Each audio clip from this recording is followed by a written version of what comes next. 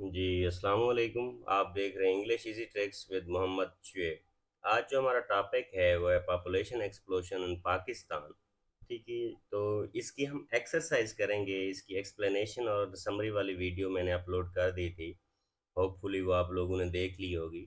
अब इसके हम ये वाइल रीडिंग, प्री रीडिंग और ये सारे इसके करते हैं क्वेश्चंस। इससे पहले आपकी वोकेबलरी है, ये ज़रा देख लेते हैं ग्लॉसरी को। वल्नरेबल किसको कहते हैं? वल्नरेबल किसको कहते हैं? Capable of being attack, damaged. तो इसको ससेप्टिबल भी कहते हैं, डिफेंसलेस भी कहते हैं। माइलस्टोन किसको कहते हैं? लैंडमार्क या अचीवमेंट को। ये इसके सिनोनिम्स लिखे हुए हैं। स्टैगरिंग किसको कहते हैं? शॉकिंग को कहते हैं। सस्टेनेबल किसको कहते हैं? रिन्यूएबल या वायबल। उसके बाद डेमोग्राफिक है, पॉपुलेशन या स्टेटिस्टिकल। एस्टाउंडिंग है, रिमार्केबल या इनक्रेडिबल। स्क्रूटनाइज है, एग्जामिन है या इंस्पेक्ट है इसका सिनोनिम। कॉमिटी है, उसके बाद कर्टसी या हार्मनी है। क्रॉस रोड्स है, इसका इंटरसेक्शन या टर्निंग पॉइंट है। ठीक है। हैम्पर है, हैम्पर का हिंडर है या ऑब्स्ट्रक्ट है। स्टेगनेंट है, इसका इनएक्टिव या मोशनलेस है। हैजर्डस है, डेंजरस या रिस्की है इसका। इनएडिक्वेट का मतलब होता है इनसफिशिएंट या लैकिंग, किसी भी चीज़ का कम होना। इसके बाद क्वेश्चन देखते हैं, प्री रीडिंग क्वेश्चन देखें। How does population explosion affect the economy of a country?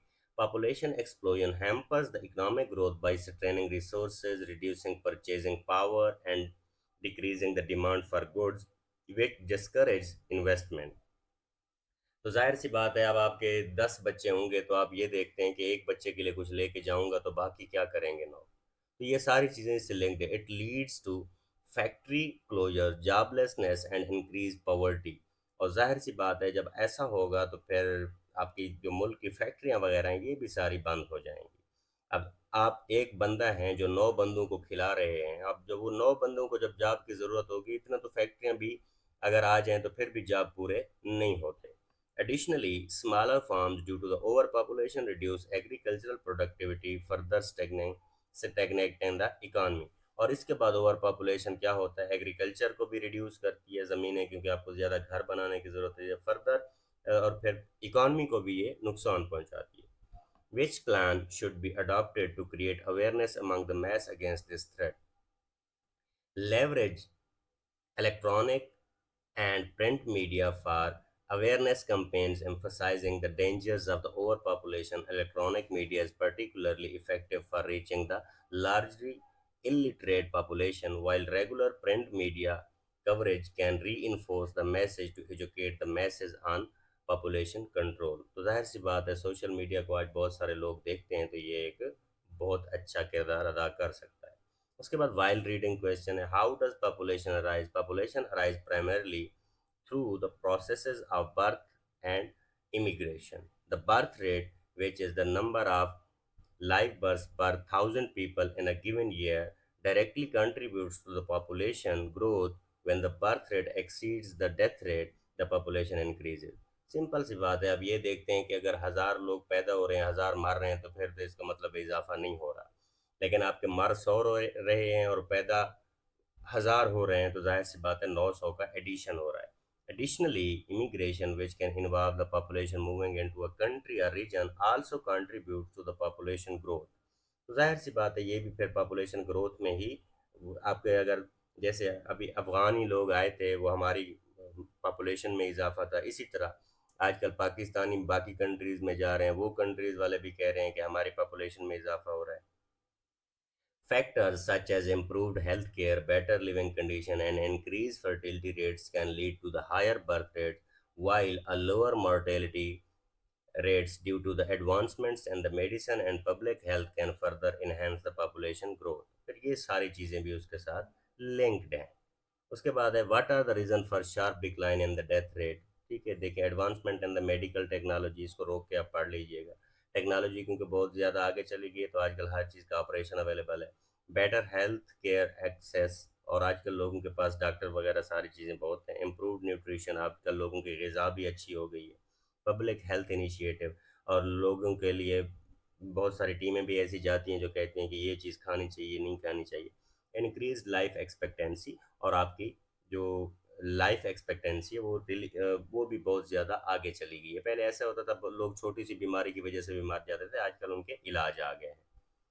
उसके बाद पोस्ट रीडिंग क्वेश्चन है आपके पास एक, what is needed to implement the checks to over population in Pakistan? Implement effective family planning policies, increase access to the education, use media for the awareness campaign, invest in healthcare and social sector, promote the economic growth, and address the social issues like poverty and child labor. तो इन चीज़ों को काम करने की ज़रूरत है, ये जो मेंशन हुई हुई एक्सरसाइज है। Describe the indicator affecting the challenges and opportunities of the population growth.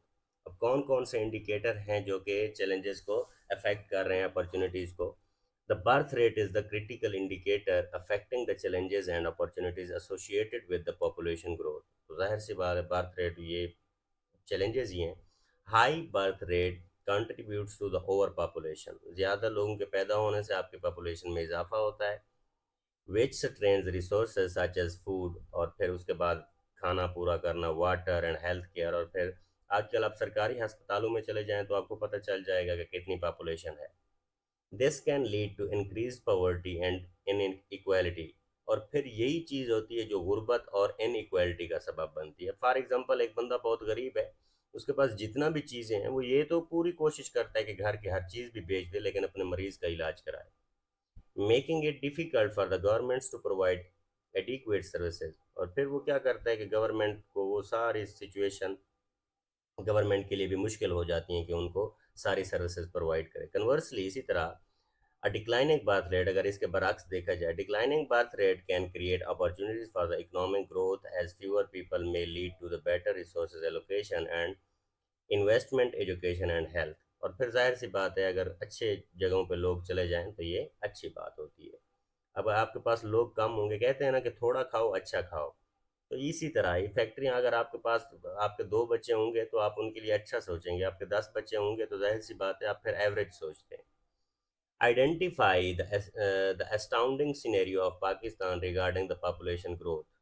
ठीक है, ये standing story of Pakistan regarding the population growth क्या है? Pakistan is currently experiencing an astounding scenario with the population exceeding 240 million and a growth rate of 3.6%, the highest in South Asia.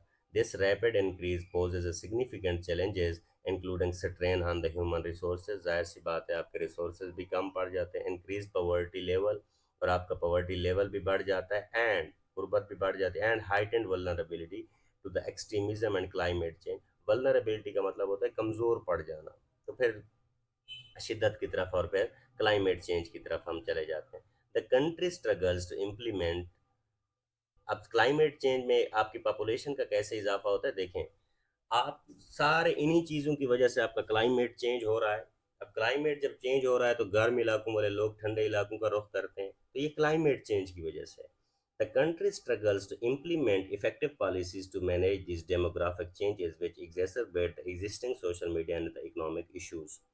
ठीक है, तो जाहिर सी बात है फिर ये फाइनेंशियल इश्यूज भी इसी चीज़ से रिलेटेड है। Explain the importance of scrutinising policies that curb the population growth। It is crucial to scrutinize the policies and aimed at curbing population growth because many past efforts have failed to yield the significant results। ठीक है, तो इसका मतलब है कि अब आपको अच्छी पॉलिसीज बनानी होगी, क्योंकि पिछले 76-77 साल से तो जो पॉलिसीज बनाई हैं, अगर वो काम नहीं कर रही तो अब आपको अप्रोच चेंज करनी होगी। A thorough examination of existing policies can help identify shortcomings and develop more effective strategies। तो जाहिर सी बात है, आपको अच्छी स्ट्रेटजीज, इफेक्टिव स्ट्रेटजीज बनानी होंगी।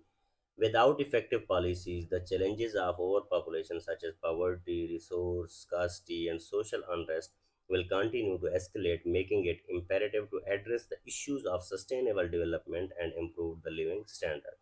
तो जाहिर सी बात है, अब ये ज़रूरी हो गया है कि लिविंग स्टैंडर्ड को बेहतर बनाने के लिए इन मसाइल का हल निकालना होगा। अगर इन मसाइल का हल नहीं है तो ये मसाइल मल्टीप्लाई होते जाएंगे। Assess the hampering of economic growth by overpopulation। Overpopulation significantly hampers the economic growth in Pakistan by leading to a decline in the purchasing power and increase the competition for limited resources। तो जाहिर सी बात है, decrease कर देती है ये आपकी किसी भी चीज़ को ख़रीदने की सकत या ताकत को। As population grows, the demand for the goods and the services increase without a corresponding rise in supply. तो जाहिर सी बात है, आपकी अगर बहुत ज़्यादा आबादी बढ़ रही है तो फिर चीज़ें पहुंचाने में भी मसला होता है, उस स्पीड से चीज़ें कन्वे नहीं हो सकती, resulting in the stagnant economic condition. और फिर जाहिर सी बात है, आपको इकोनॉमी की वजह से हालत फिर आपकी बदतर हो जाती है। The stagnation can lead to the factory closure, job losses and the height in poverty level. और गुर्बत भी बढ़ जाती है, फैक्ट्रियाँ बंद हो जाती हैं। अब देखें, इसको ज़रा समझने की कोशिश करें। अगर पाकिस्तान में एक फैक्ट्री है, वो रॉ मटेरियल बाहर से मंगवाती है। अब आपके ये जो समंदरी जहाज़ होते हैं, इनको समंदर में सफ़र करते हुए महीनों लग जाते हैं। अगर वो फैक्ट्री बाहर के ममालिक से कुछ मंगवा रही है और उनको आने में महीना लगता है, लेकिन यहाँ पे उनको बेचने में, लोगों को पैदा करने में उनको एक हफ्ता लगता है, तो जाहिर सी बात है ये पॉवर्टी लेवल ही बढ़ेगा। अगर उनका वो मटेरियल ही पूरा नहीं हो रहा तो वो अपनी प्रोडक्ट कैसे बनाएंगे? Even if foreign investments are attracted, overpopulation can prevent these investments from positively impacting the economy as the demand for the resources continues to outstrip supply. तो जाहिर सी बात है, देखें फिर भी इन्वेस्टमेंट के लिए ये चीज़ें खतरा हो जाती हैं। Write down the social evils which are which are the result of the over population. ठीक है, लॉलेसनेस है, करप्शन है, पॉवर्टी है, इनइक्वालिटी है, इन्वायरमेंटल डिग्रेडेशन है, ये सारी चीज़ें हैं। Devise a plan to resolve the issues for demand and supply imbalance. ठीक है, enhance the agricultural productivity, agriculture को बढ़ाना होगा। Promote the education and skill development है। ठीक है, आपने ये चीज़ें बढ़ानी होंगी, एजुकेशन देनी होगी, लोगों को स्किल्स देनी होगी। इनकरेज द सस्टेनेबल प्रैक्टिसेस, और फिर सस्टेनेबल आपको प्रैक्टिसेस करनी होगी। जो पॉलिसीज ऐसी होनी चाहिए जो कि हमारे काम आए, हमारे माहौल के मुताबिक हो, इससे हमारा माहौल ख़राब ना हो। स्ट्रेंथन द इंफ्रास्ट्रक्चर, आपके इंफ्रास्ट्रक्चर भी स्ट्रेंथन होने चाहिए। इम्प्लीमेंट फैमिली प्लानिंग प्रोग्राम, और फैमिली प्लानिंग प्रोग्राम जा जा के लोगों को बताने चाहिए कि बच्चों की अच्छी परवरिश और अच्छी खुराक के लिए बच्चों का कम पैदा करना ज़रूरी है। Describe the ticking time bomb for the ticking time bomb for the country's workforce. The ticking time bomb for the Pakistan workforce refer to the alarming situation where 22.8 million children between the ages of 5 and 16 are out of school. ठीक है, 5 से 16 साल के बच्चे, ये टिकेंगे है ना। This lack of education creates a future workforce that is ill prepared and unskilled. और ये जो अनपढ़ लोग हैं, इनके पास ना तो कोई स्किल होगी और ना ही ये तैयार होंगे, which poses a significant threat to the country's economic development। और फिर जाहिर सी बात है, ये कंट्री ने, मुल्क ने इनके लिए रिसोर्सेज भी पैदा करने होंगे, लेकिन ये मुल्क को कुछ दे नहीं रहे होंगे। Without proper education and training, these children are likely to remain trapped in the low-paying jobs or child labor। और फिर जब इनके पास नहीं होगी तो ये बेचारे मजदूरी में ही फंसे रहेंगे। Perpetuating the cycle of poverty and hindering the nation's progress। और फिर होगा क्या, गुर्बत में ही फंसे रहेंगे। और एक कौम होने के नाते ये सारी चीज़ें हमें क्या करती हैं, गरीब ही रखती है। How can the role of media bring awareness among the people. Media का रोल कैसे उसमें कर सकते हैं? एजुकेटिंग द पब्लिक, लोगों को एजुकेट करना चाहिए।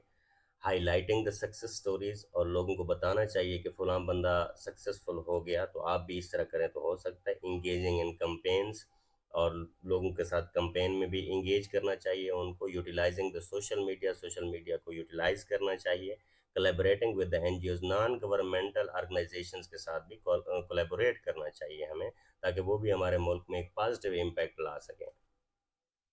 तो ये आपकी क्वेश्चन यहाँ तक हो गया। उसके बाद है circle the correct meaning of the following words. ठीक है, टॉक्सिक का क्या है? डेंजरस है। हैम्पर का क्या है? हिंडर है। मीनेस का क्या है? हैजर्ड है। स्टेगनेंट का क्या है? स्टैटिक है। उसके बाद देखें, analyse the organisational pattern in the text. Pattern of organisation, ये टेक्स्ट के डिस्क्रिप्शन या एक्सप्लेनेशन होता है। इसमें आपके पास टॉपिक आइडिया होता है, पर्सन प्लेस, या किसी को भी डिस्क्राइब करना होता है जैसे ही कोई चीज़ होती है। उसके बाद सीक्वेंस में कोई चीज़ होती है, इसे क्रोनोलॉजिकल आर्डर भी कहते हैं। क्रोनोलॉजी टाइम सीक्वेंस को कहते हैं। Presents the items are here, मतलब कोई भी आपके पास ये जो पैटर्न है, कोई भी टेक्स्ट हो तो ये इन चीज़ों पे डिपेंड करता है। या तो वो डिस्क्रिप्शन होती है किसी चीज़ की, या फिर टाइम सीक्वेंस में कोई चीज़ बताई गई होती है, या फिर उसमें काज एंड इफेक्ट होता है कि कौन सी वजह थी और क्या उसके फिर नताइज निकले। कंपेयर एंड कंट्रास्ट हो सकती है। प्रॉब्लम एंड सोल्यूशन भी हो सकती है कि पहले प्रॉब्लम बताया गया हो, फिर उस पे उसके वो बताए गए हों हल। उसके बाद क्रोनोलॉजिकल मैंने आपको बताया presented in the order it occurred, कि जैसे जैसे वो हुआ है, ये जो ग्रीन मैंने हाईलाइट किए मैं यही पढ़ूंगा, होपफुली आपको समझ आती जाएगी। ठीक है, उसी तरतीब से कोई चीज़ बताना जैसे जैसे वो वाक़ हुई, मतलब टाइम सीक्वेंस बेस्ड। उसके बाद है स्पेशल, ठीक है, based on the physical location और अरेंजमेंट, कि आपको कोई भी चीज़ अगर बताई जा रही है कि कहाँ पे वो थी, कैसे थी, उसकी लोकेशन, स्पेस वगैरह सारा कुछ पे आप लिख रहे हैं, इसे क्या कहते हैं, स्पेशल। डिस्क्रिप्टिव राइटिंग हो सकती है, ट्रेवल गाइड्स हो सकता है, या स्पेशल एनालिसिस हो सकता है। स्पेस से निकला है ये love special. Cause and effect है, relationship between the events and actions, कि आप जो काम करते हैं उसके नतज क्या निकलते हैं। उसके बाद प्रॉब्लम सॉल्यूशन है, इशू एंड द पर्पजेज, कि देन पर्पजेज की जो मसाइल हैं उसके पर्पस कौन कौन से हो सकते हैं उसको फुलफिल करने के लिए। कंपेयर एंड कंट्रास्ट है, इसमें सिमिलैरिटीज और डिफरेंसेस आप बता सकते हैं। क्लासिफिकेशन एंड डिवीजन है, कैटेगरीज हैं और फिर सब कैटेगरीज हैं, इसे कहते हैं क्लासिफिकेशन एंड डिवीजन।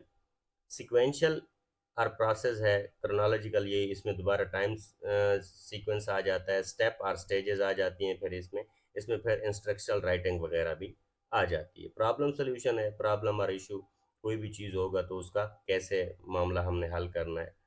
उसके बाद टॉपिकल और द जनरल टू स्पेसिफिक, ठीक है, ब्रॉड ओवरव्यू देन नैरो। सबसे पहले आप ब्रॉड ओवरव्यू देते हैं, उसके बाद आप क्या करते हैं, अब देखें ब्रॉड ओवरव्यू क्या है। फॉर एग्जांपल मैं कहता हूँ चावल, चावल एक खाना है जो सब लोग खाते हैं, ये एक ब्रॉड ओवरव्यू है। लेकिन फिर इसको नैरो डाउन जब हम करते हैं, कोई कहता है बिरयानी, कोई कहता है काबली पुलाव, कोई क्या कोई क्या, तो ये सारा उसे हम क्या करें, ब्रॉड ओवरव्यू चावल है, फिर नैरो डाउन उसकी क्या है, स्पेसिफिक टाइप्स है। ठीक है, then narrows to down to the specific detail. जैसे अब बिरयानी की मैं बात करूं तो फिर आपको पता चल जाएगा कि ये चावल है। तो ये होते हैं अप्रोचेस। उसके बाद देखें इन्फ्रेंस है आपके पास। इन्फ्रेंस क्या है ये देखें, इन्फर का मतलब होता है कि आप किसी भी चीज़ को पढ़ें, आपकी अपनी ओपिनियन क्या है उस चीज़ के बारे में। ठीक है, do you think the literacy affects the economy of a country? Absolutely, literacy significantly impacts a countries economy. बिल्कुल ये करती है। A literate population is better equipped with the skills for the higher paying jobs, foster innovation and increases the productivity। ठीक है, तो उन लोगों के पास स्किल्स होती हैं, leading to the stronger economic growth. It also reduces poverty and enhances the participation in the markets, driving overall prosperity. तो फिर जाहिर सी बात है, इससे आपके मुल्क में खुशहाली आती है। Will it be advisable to limit the size of family? ठीक है, advising family size limits depends on the various factors like economic condition, cultural norms, and resource availability. Smaller families can ease financial burdens, improve access to the education and healthcare, and reduce strain on the resources, potentially raising living standards. However, such policies must respect individual rights and cultural context to avoid unintended consequences। तो जाहिर सी बात है, ये सारी चीज़ें मिलकर आपको क्या करती हैं, कंसिक्वेंसेस से बचाती हैं। आप पे फाइनेंशियल पे डिपेंड करता है कि आप अगर कर सकते हैं, बच्चों को अच्छी एजुकेशन सारा कुछ पैदा कर सकते हैं, तो आप ज़ाहिर है बच्चे पैदा करें। अदरवाइज़ उसके मुताबिक सोचना चाहिए जो आपको अल्लाह ने ताकत दी हुई है। उसके बाद आपके पास वोकेबलरी है, पार्ट्स ऑफ स्पीच हैं। ठीक है, मेरा नहीं ख्याल कि इसको एक्सप्लेन करने की ज़रूरत है, आप 12th क्लास में हैं तो। नाउन नेमिंग वर्ड को कहते हैं। एडजेक्टिव वो होता है जो नाउन के बारे में बताता है। एडवर्ब जो वर्ब के बारे में बताता है। वर्ब्स होते हैं, एक्शन वर्ड होते हैं। प्रेपोजिशंस होती हैं जो इन, ऑन और प्रोनाउंस होते हैं जो हम नाउन की जगह इस्तेमाल करते हैं। इसके अलावा आर्टिकल भी होते हैं। आर्टिकल यहाँ नहीं लिखा गया, आर्टिकल को टाइप ऑफ एडजेक्टिव कहा जाता है। ठीक है, मुख्तलिफ किस्म की बुक्स में मुख्तलिफ लिखा हुआ है, कहीं पे आर्टिकल्स को सेपरेटली लिखा गया, लेकिन कहीं पे, लेकिन जो लिंग्विस्ट हैं, जो लैंग्वेज एक्सपर्ट हैं, उनका मानना ये है कि आर्टिकल्स भी टाइप ऑफ एडजेक्टिव है। ये भी किसी चीज़ को स्पेसिफाई कर देते हैं, क्योंकि आर्टिकल हमेशा हम नाउन के साथ लगाते हैं, ये डिटर्मिनर्स होते हैं। तो तो इसी तरह आर्टिकल्स को टाइप ऑफ एडजेक्टिव समझा जाता है। उसके बाद कंजंक्शन है, इंटरजेक्शंस हैं, ये सारी चीज़ें आपको पता है। पार्ट ऑफ स्पीच क्यों ज़रूरी है ये आप पढ़ लीजिएगा। ये जो ग्रीन ग्रीन है सिर्फ आप इनको भी पढ़ लें तो आपको समझ आ जाएगी। ये बिल्डिंग ब्लॉक्स होते हैं, जैसे आप ईंटों से कोई दीवार बनाते हैं, ईंट एक बिल्डिंग ब्लॉक है, उस वो सारे मिल के आपकी दीवार बना देते हैं। इसी तरह अल्फाज भी मिल के पूरी तकरीर बना देते हैं या पूरा टेक्स्ट बना देते हैं। ठीक है, और कम्युनिकेट करने के लिए कंस्ट्रक्ट द सेंटेंसेस, के सेंटेंसेस कैसे बनाने, कम्युनिकेट द कंप्लीट आइडियाज़, ताकि आप कंप्लीट आइडिया को कम्युनिकेट कर सकें। अगर आप एडवांस पे चले जाएं अब बिट मोर एडवांस्ड इंग्लिश, तो कम्प्लेक्स सेंटेंस आप इस्तेमाल करते हैं, सिंपल सेंटेंसेस के साथ साथ कंपाउंड सेंटेंस, फिर डायरेक्ट ऑब्जेक्ट आ जाता है उसमें, इनडायरेक्ट ऑब्जेक्ट आ जाता है। ठीक है, तो ये सारी चीज़ें आप ग्रामर में पढ़ते हैं। इंडिपेंडेंट क्लासेस, डिपेंडेंट क्लासेस, ये सारी चीज़ें ग्रामर में ही आती हैं। इसी से ही ये सारे रूल अगर आप फॉलो कर रहे हो तो फिर जाहिर सी बात है आपकी जो स्ट्रक्चर होती है वो प्यारी हो जाती है आपकी राइटिंग। प्रॉपर सेंटेंस स्ट्रक्चर को करें, depends on their part of speech, जाहिर सी बात है इसी पे ही करती है। सब्जेक्ट वर्ब एग्रीमेंट कैसे आप ऑर्डर में रखते हैं, ठीक है, verb is an action word, object receives the action, ये सारी चीज़ें वही हैं जो आपके बेसिक कॉन्सेप्ट्स हैं। अगर आप मोर इंगेजिंग राइटिंग पे आ जाएं, relying too much on one part of speech, ठीक है, कि एक ही पार्ट ऑफ स्पीच पे डिपेंड ना करें, ओवर यूज़ ना करें नाउन को, वर्ब्स को, रेपिटेटिव, अगर आपने एक ही तरह की बात करनी है तो मुख्तलिफ अल्फाज सिनोनिम यूज़ करें, तो ये सारी चीज़ें आपकी राइटिंग को मज़ीद बेहतर बनाती हैं। तो ये सिंपल कम्युनिकेशन और फिर रिटर्न कम्युनिकेशन में कैसे कैसे चीज़ें लिखी जाती हैं, ये इसमें ये लिखा हुआ है। ठीक है, उसके बाद देखें, ये इसको मैंने right the sentence for each of 8 parts ये लिखे हुए हैं, ये वही पार्ट्स ऑफ स्पीच ही हैं, मेरा नहीं ख्याल कि इसको एक्सप्लेन करने की ज़रूरत है। हाँ, अब इस टॉपिक को देखें, idioms. An idiom is a phrase or expression whose meaning is not predictable from the usual meaning of its constituent element, often having the figurative rather than literal meaning. तो इसका जो figurative meaning होता है वो depend करता है context पे, इसके literal meaning बहुत कम होते हैं। Idioms are unique to the specific languages or the culture and commonly used in everyday speech. They often add color, humor or emphasis in the to the languages. तो जाहिर सी बात है ये जो ईडियम होते हैं जिन्हें हम ज़रबुल मिसल कहते हैं, ये हर ज़बान में मुख्तलिफ होते हैं। किक द बकेट, अब एग्जांपल है इंग्लिश की, as an idiom meaning to die, इसका मतलब क्या होता है, मरना। अब किक द बकेट को अगर आप लफ्जी लिहाज से देखें तो इसका मतलब है किसी बाल्टी को लात मारना। It's literal meaning would suggest physically kicking a bucket, but its actual meaning is understood with in the context of the idiom itself. ठीक है, तो इसका मतलब फिर उधर ही समझ आता है। प्रोवर्ब क्या होते हैं, प्रोवर्ब भी इसी तरह के होते हैं, लेकिन इनमें डिफरेंस क्या होता है, ये कॉन्टेक्स्ट के अलावा भी समझे जा सकते हैं। A proverb is a short well known saying that imparts wisdom, advice, a universal truth based on the common sense और द कल्चरल एक्सपीरियंसेस। प्रोवर्ब जो होता है ये मोस्टली एडवाइस के लिए इस्तेमाल होता है जिसमें विजडम होती है। Proverbs are often handed down through the generations and encapsulate the societal values and beliefs। और ये जो प्रोवर्ब्स होते हैं ये इतने प्यारे होते हैं कि एक नस्ल से दूसरी नस्ल में ये मुंतकिल किए जाते हैं ताकि ये लोग भी इसी पे अमल करें। आप हर कॉन्टेक्स्ट में देख सकते हैं। These are meant to provide the guidance और कन्वे मॉरल लेसन, और ये मॉरल लेसन आपको देते हैं। अब देखें, for example, a stitch in time saves nine. ठीक है, ये एक प्रोवर्ब है। ठीक है, is a proverb advising that addressing a problem early can prevent it from becoming larger or more difficult to solve later। अब ये प्रॉब्लम शुरू हो रही है, उसे अभी से आप ख़त्म कर दें तो इससे अच्छा है कि बाद में वो ज़्यादा बदतर ना हो जाए। ईडियम और प्रोवर्ब में क्या फ़र्क है, इसके फिक्स्ड एक्सप्रेशन होते हैं ईडियम के, और अ, ये फिगरेटिव मीनिंग होते हैं, कॉन्टेक्स्ट के मुताबिक ये मुख्तलिफ हो जाते हैं। लेकिन प्रोवर्ब क्या होता है, ये वेल नोन सेइंग होता है, ये एन नहीं लिखा हुआ, वेल नोन सेइंग होता है और इसमें एडवाइस होती है। अगर देखा जाए तो ईडियम में कोई मॉरल वगैरह ज़रूरी नहीं है कि उसमें कोई मोरालिटी होनी चाहिए, लेकिन प्रोवर्ब में मॉरल होता है। ईडियम को देखा जाए तो ये फ्रेज है, कंप्लीट सेंटेंस नहीं होता, लेकिन प्रोवर्ब जो होता है वो कंप्लीट सेंटेंस होता है। Idiom do not make sense, ये मेक सेंस, ये सेंस नहीं बनाते इफ़ नॉट फेमिलियर, अगर आप इनको इनके साथ आपकी फेमिलियरिटी या पहचान नहीं है तो।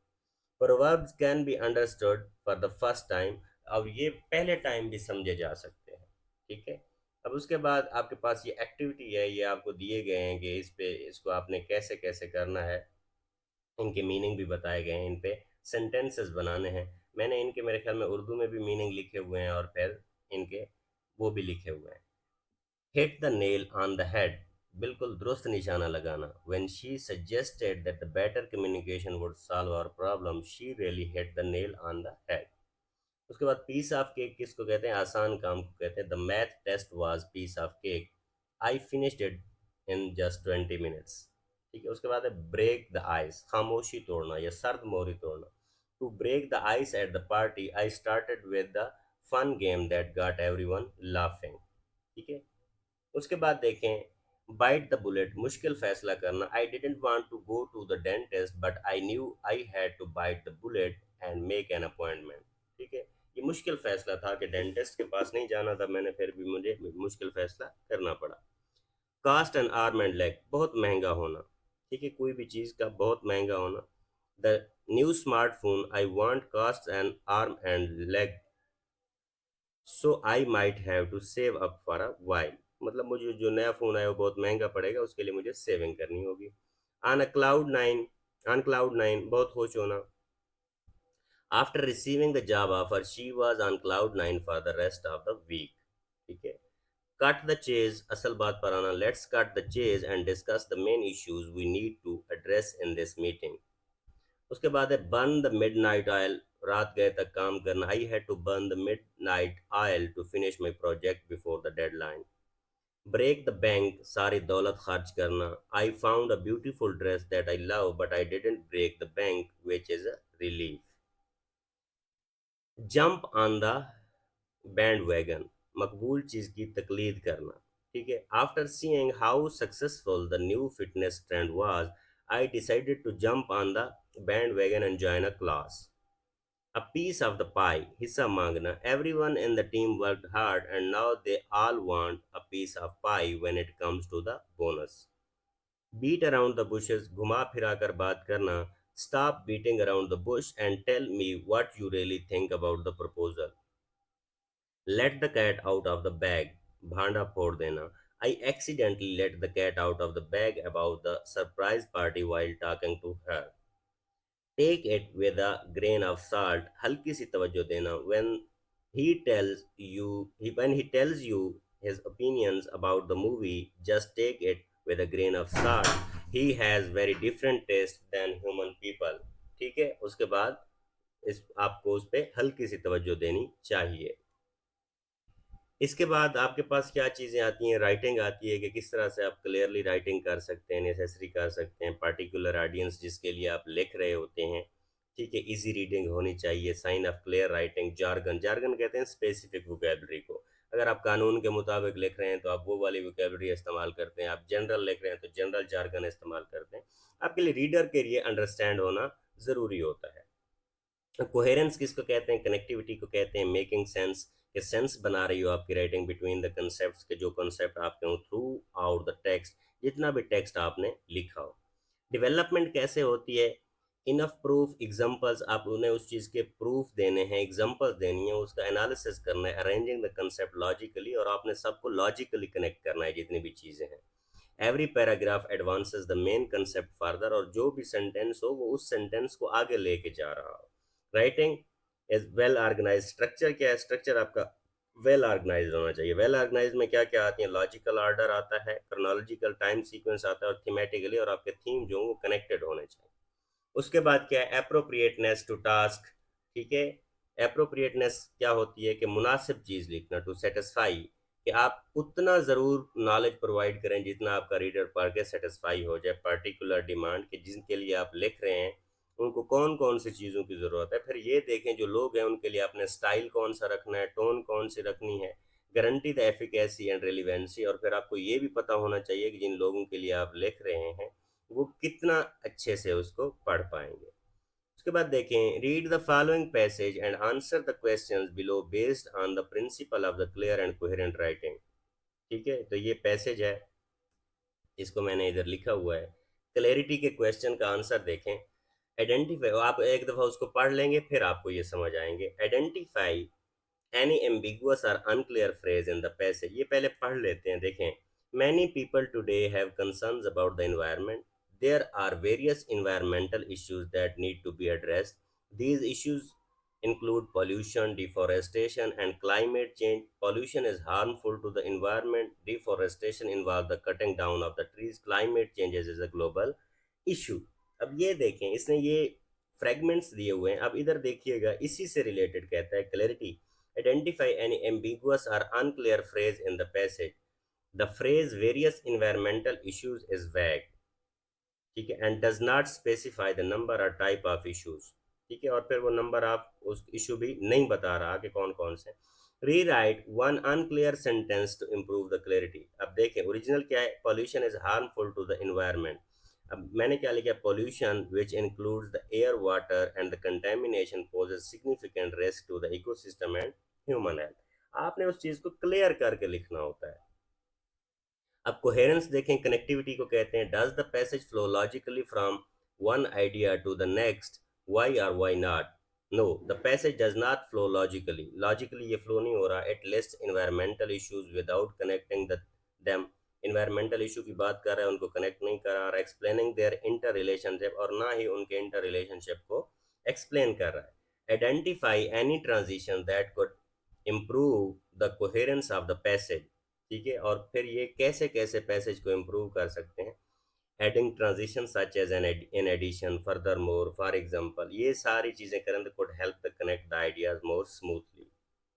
उसके बाद डेवलपमेंट अगर देखी जाए, does the passage provide the sufficient details to the explanation about the environmental issues mentioned? No, the passage lacks sufficient detail and explanation about the each environmental issues. उसमें clearly नहीं दिया गया। Suggest one additional detail or example that could enhance the development of the passage. An example of the impact of climate change, such as rising sea level or extreme weather events, could enhance the development of the passage. ठीक है, ये सारी चीज़ें अगर add कर दी जाएं तो ये उसको ऐड करती हैं। उसके बाद ऑर्गेनाइजेशन देखें, describe the overall organization of the passage. It is effectively structured. Is it effectively structured? The passage is organized in a list format which is somewhat effective but lacks the depth and the connection between the points. The points आपस में मिले हुए नहीं हैं। Propose one way to recognize the message to improve its clarity and coherence. The passage could be recognized by the first introducing the overarching the theme of the environmental concerns, followed by the detailed discussion of the each issue with examples and connection between them. अब जो जो चीज़ें इसने discuss की हैं अगर उन सब के एग्जाम्पल देता जाता तो ये अच्छा हो जाता। For example, starting with the sentence like the environment faces several interconnected challenges including pollution, deforestation and climate change would set a clear context for the subsequent detail. ठीक है, तो ये सारी चीज़ें मिलके आपके उसको ऑर्गेनाइज करती हैं आपके स्ट्रक्चर को। तो ये हो गया आपका। उसके बाद writing a clear and coherent essay है, रिसाइकलिंग, रिन्यूएबल, ये इन सारी चीज़ों पे आपने एसे अगर लिखना है तो कैसे कैसे लिखना है। Right and essay approximately 5 paragraph, आप इस पे एसे लिख सकते हैं। Pay attention to the organisation, और फिर ऑर्गेनाइजेशन पे आपने तवज्जो देनी है। ठीक है, तो यहाँ तक ये आपका चैप्टर था और ये यहाँ तक एंड होता है इस चैप्टर का। आपकी एक्सरसाइज होपफुली किसी हद तक मैंने आपकी हेल्प की होगी। अगर आपको लगता है कि मज़ीद वीडियोज़ इम्प्रूव कर सकता हूँ मैं, तो उसके लिए आप कमेंट ज़रूर किया करें। Thank you so much.